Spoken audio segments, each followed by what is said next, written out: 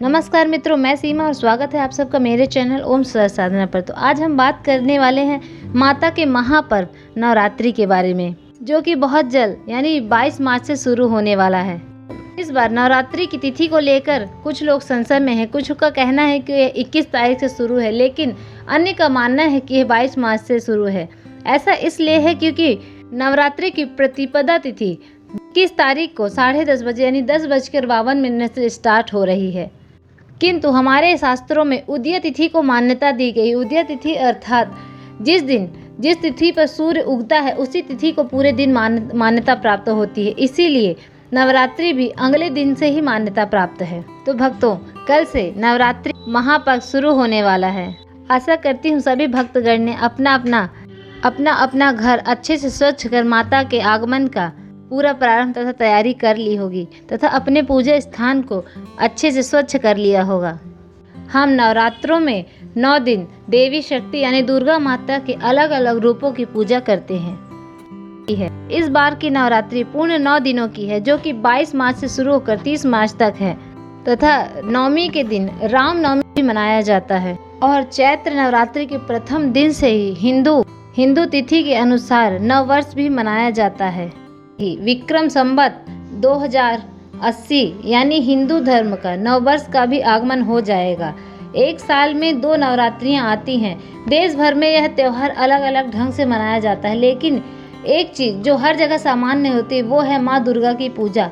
हर व्यक्ति नवरात्रि के समय में माता को प्रसन्न करने के लिए पूरी श्रद्धा से पूजा करता है और अपने सभी दुखों को दूर करने की प्रार्थना करता है। नवरात्रि के मौके पर नव दुर्गा के श्रृंगार किया जाता है तथा पूजा के लिए माता की तस्वीर या फिर प्रतिमा ली जाती है। इसके साथ कुमकुम या बिंदी, सिंदूर, कांजल, मेहंदी, गजरा, लाल रंग का जोड़ा, मांग टीका, नथ, झुमके, मंगलसूत्र अपनी योग्यता अनुसार हम माता का श्रृंगार खरीद के माता को अर्पित करते हैं तथा अपने अचल सुहाग और परिवार की सुख समृद्धि का प्रार्थना करते हैं।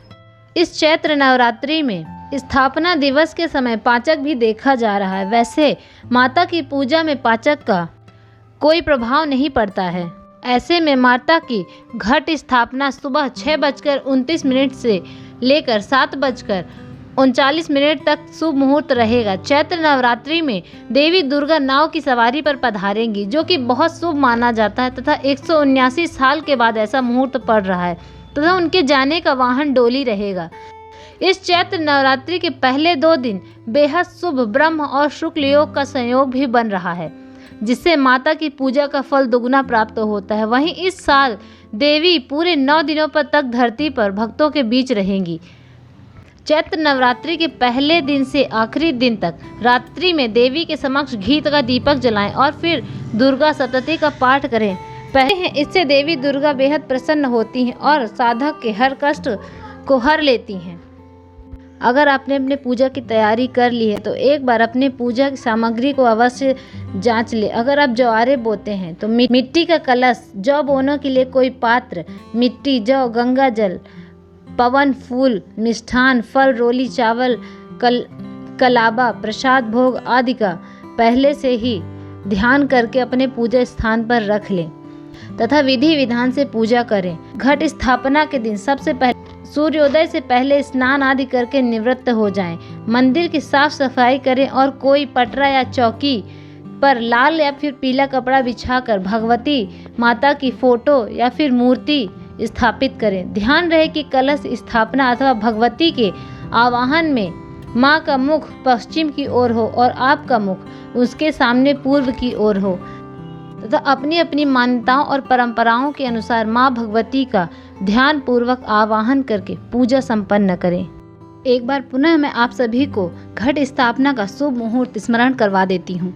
संवत 2080 चैत्र शुक्ल पक्ष की प्रतिपदा को बुधवार 22 मार्च 2023 का प्रथम शुभ मुहूर्त सुबह 6:29 से 7:39 तक रहेगा। यह मुहूर्त सबसे महत्वपूर्ण और अच्छा माना जाता है तथा इसके बाद दूसरा मुहूर्त 11:16 से 12:02 तक रहेगा। वैसे तो प्रातः काल और दोपहर के ये दोनों शुभ मुहूर्त बहुत ही अच्छे माने जाते हैं, किंतु अगर किसी कारणवश आप सुबह और दोपहर के समय घट स्थापना ना कर पाएँ तो आपके लिए तीसरा एक शुभ मुहूर्त बहुत ही अच्छा माना जा रहा है, जो कि है 3:34 से 5:51 तक है। हमें कोशिश करनी चाहिए कि हम घट स्थापना प्रातः काल के मुहूर्त में अवश्य कर लें, किंतु अगर किसी कारणवश नहीं कर सकते हैं तो ये 2 मुहूर्त बहुत ही अच्छे माने गए हैं। जातक को ध्यान रखना चाहिए कि देवी पूजा में घट स्थापना का बहुत ही बड़ा महत्व है तथा घट स्थापना के बिना पूजा संपन्न नहीं मानी जाती है। अगर आप माता को पूर्ण रूप से प्रसन्न करना चाहते हैं तो प्रातः काल के शुभ योग में पूर्ण विधि विधान से माता की घट स्थापना कर उनकी स्तुति करें। हम बहुत ही जल्द नवरात्रि के माता की पौराणिक कथा आप सभी के लिए लाने वाले हैं। आज के लिए बस इतना ही। धन्यवाद। अपना प्रेम और स्नेह हम पर यूं ही बनाए रखें तथा चैनल के साथ जुड़े रहने के लिए चैनल को लाइक, शेयर एंड सब्सक्राइब ज़रूर करें। जय माता रानी।